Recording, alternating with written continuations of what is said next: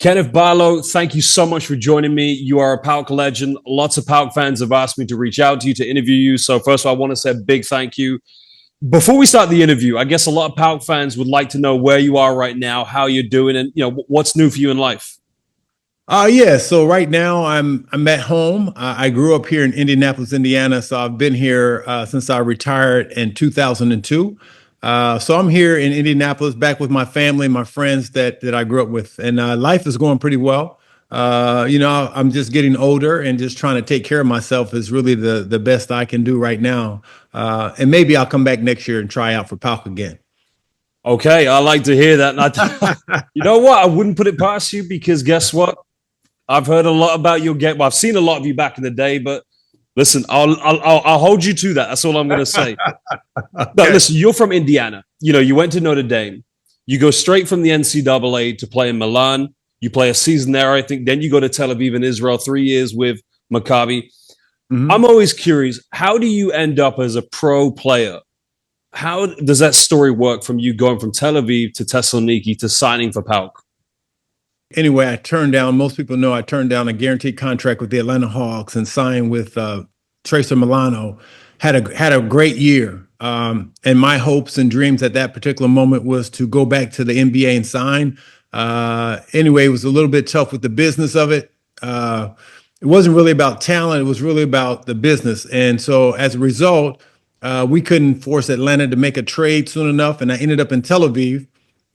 So I got to Tel Aviv, and things went really well for me there. Having won everything in Italy, EuroLeague, Italian League, Italian Cup, and then going to Israel and having great success there for 3 years. The only thing we came up short in Israel, we finished second in the EuroLeague twice. We should have won the second year, but anyway, a lot of people, I was having a lot of visibility, and things were going well. My contract was up after 3 years in Tel Aviv, which I thought went pretty well. The last year was a little bit of a struggle.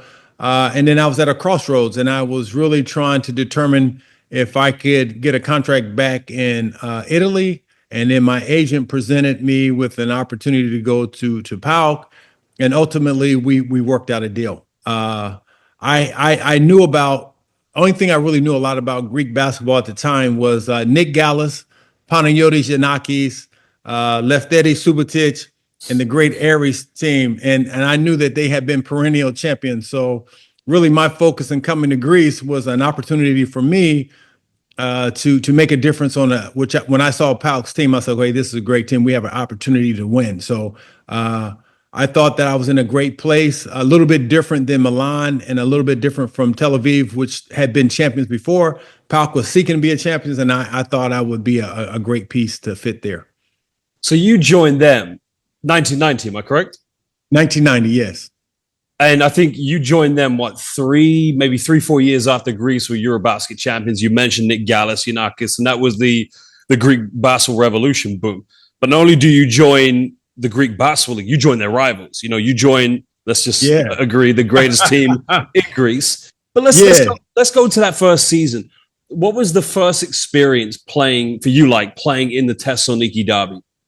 Listen, I'm going to tell you, so I just finished writing a book called The Echoes of Glory. I'm trying to get it. I'm working on getting it published in America now.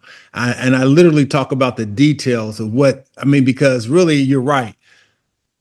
It's like the Lakers and the Celtics of the 80s playing in the same town with PAOK and Aries. It's you got the greatest two teams, but at that particular point, Aries was the perennial champions, and PAOK was trying to overthrow them. So in the book I just wrote, I go into all the details, but the atmosphere, the ambiance of the stadium, not even just for the Aries fans, but really what I found in the PAOK fans in the city of Thessaloniki, I was like, man, I really embraced it. I was just like, oh, this could be really something special. I mean, there's nothing better than you have a great team, but having a great competitor brings out even more in you as a player, more in you as a great team. And so all of those things kind of bubbled up together, and the atmosphere in those stadiums, in the Palais de Sport, just in the derby games. I'm not going to talk about the whole league. Just the derby games against Aries was phenomenal. Listen, I highly value and I'm very grateful to have had that experience to play with PAOK and the PAOK fans and the great players like Vasulis and Prelovic and Korfis and Papakronis and Stravopoulos and Makaras and Iwano. Listen, those guys are very dear to me. They were my brothers in the trenches, and we had each other's back, and great things happened because of it. What is something you value or you cherish? And I guess maybe you've written about it in this book from that season, that first season at PAOK.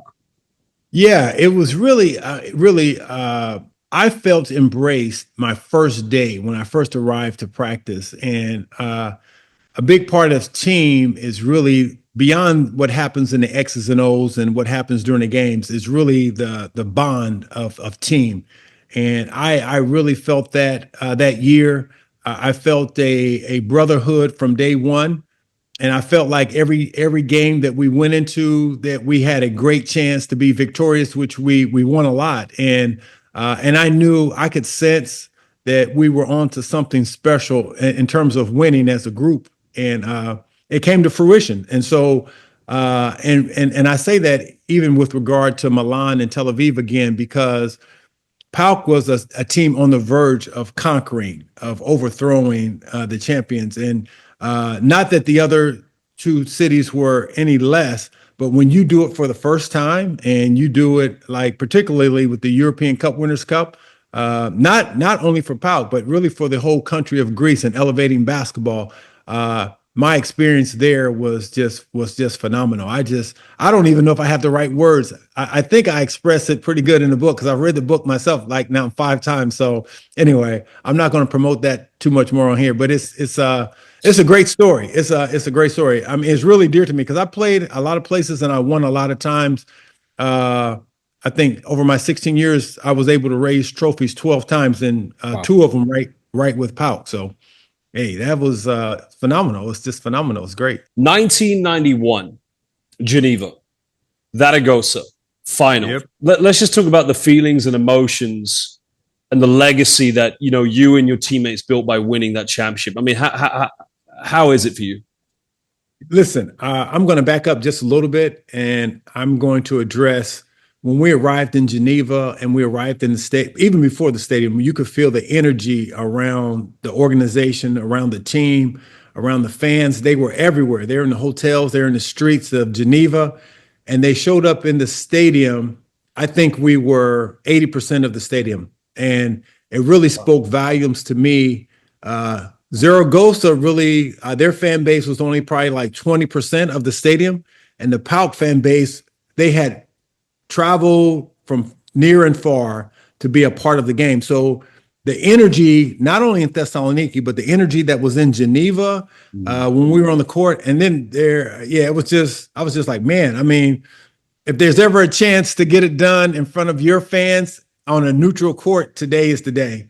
And I probably one of the biggest memories I have, besides the feelings that I felt from all of the players when we won, was really watching President Nikos Vergergis raise a trophy and his satisfaction with what had been accomplished. I mean, I can just still see his face of joy and excitement of having put a team together and having us got to the pinnacle of the mountain and raised that trophy. So that's really, I mean, of course, the fans, the players, the enthusiasm, what that meant for Greece in terms of having not won a European title, I think at that point since 1968 or 9, yep. Something like that. It was, it's a very special moment. I mean, it's monumental. And really not just for PAOK, but for Greek basketball in general. I mean, just how that's going to elevate the excitement around not only just Aries, now you got another team, and the other team is us, it's PAOK, and we have gone beyond the borders of Greece and won a European title. It was special. It was very, very special. I spoke to Prelovic, I think 2 weeks ago. I can't remember if I'm correct. I think you guys are the first Greek club European champions. Is that correct? Yes. Yes.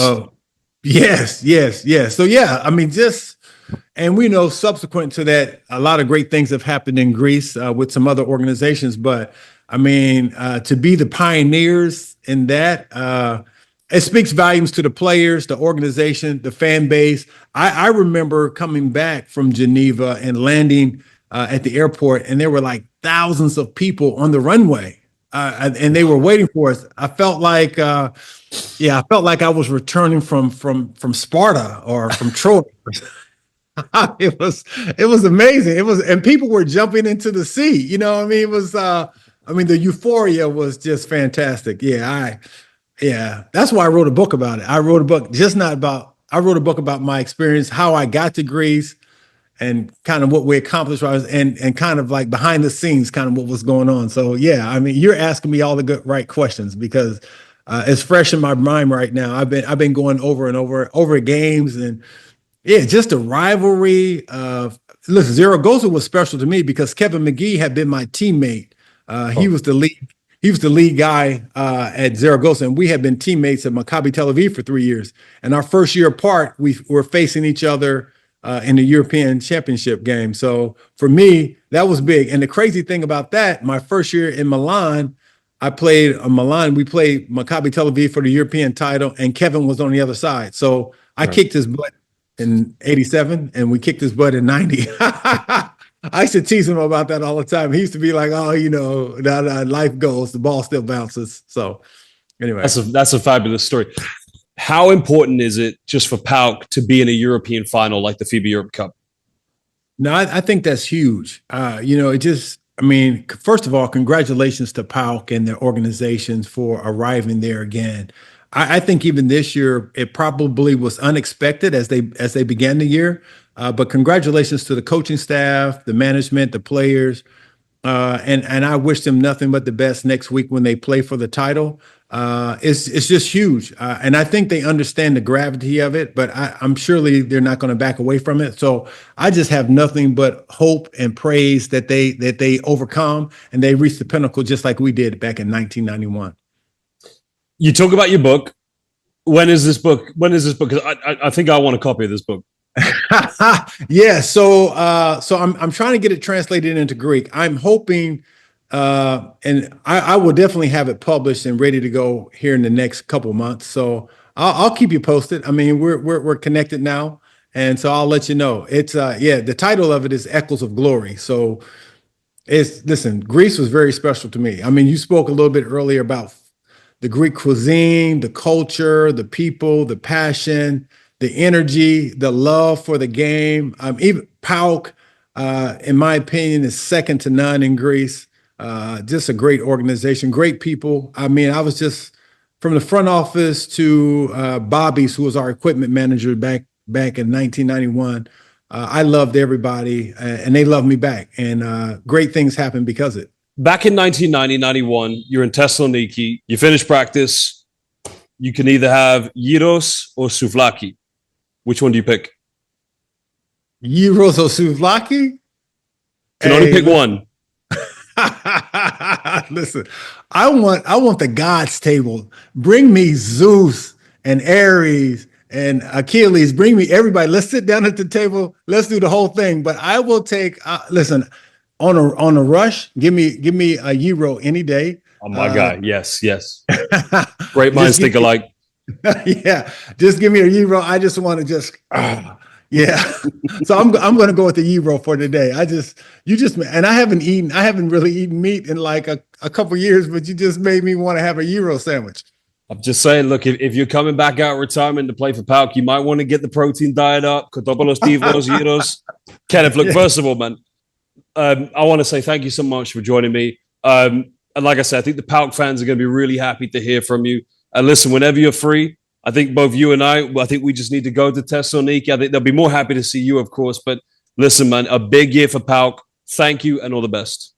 Listen, I'm going to get the book together. I'm going to stay in contact with you, and we'll go to Thessaloniki together, and we'll do it like that. It's a deal. I appreciate you, my guy.